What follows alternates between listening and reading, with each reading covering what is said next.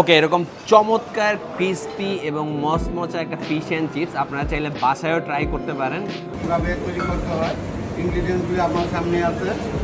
Flower, cornflour, salt, white pepper আর হলো soda.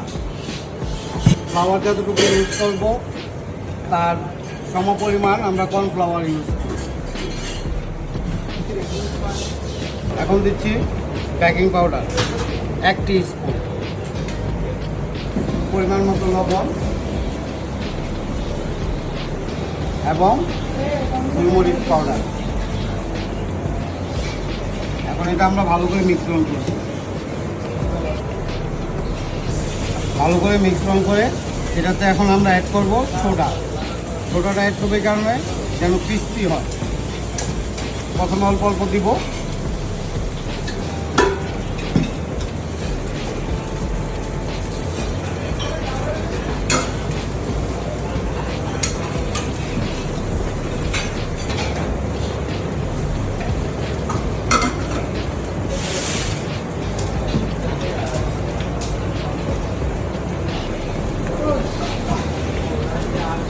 একটু থিকনেস রাখবেন, বেশি পাতলা করবেন না।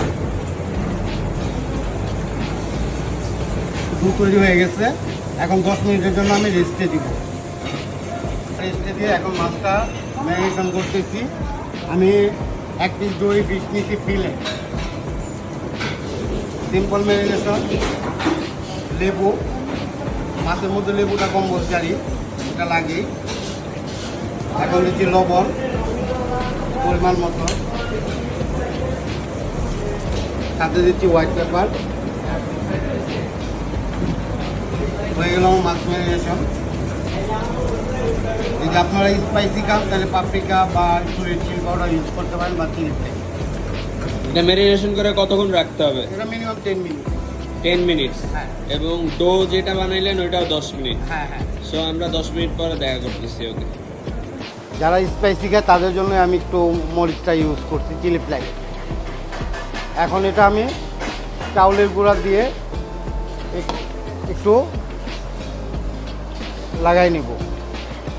চাউলের গুঁড়া ভালো করে লাগাই নেবেন চাউলের গুঁড়াটা। এখন আমরা প্রসেসিংয়ে চলে যাব, ভাজবো। এখন এটা আমরা ব্যাটারের মধ্যে দিয়ে দিব। 10 মিনিট আগে যে ব্যাটারটা রেস্টে দিছিলাম, এখন এটা সরাসরি আমরা ডিপ ফ্রাই করবো। আমাদের এখন অলমোস্ট ডান হয়ে গেছে, এরকম গোল্ডেন ব্রাউন। আরেকবার দেখাই, এরকম গোল্ডেন ব্রাউন হলে আপনারা এটা উঠায় ফেলবেন।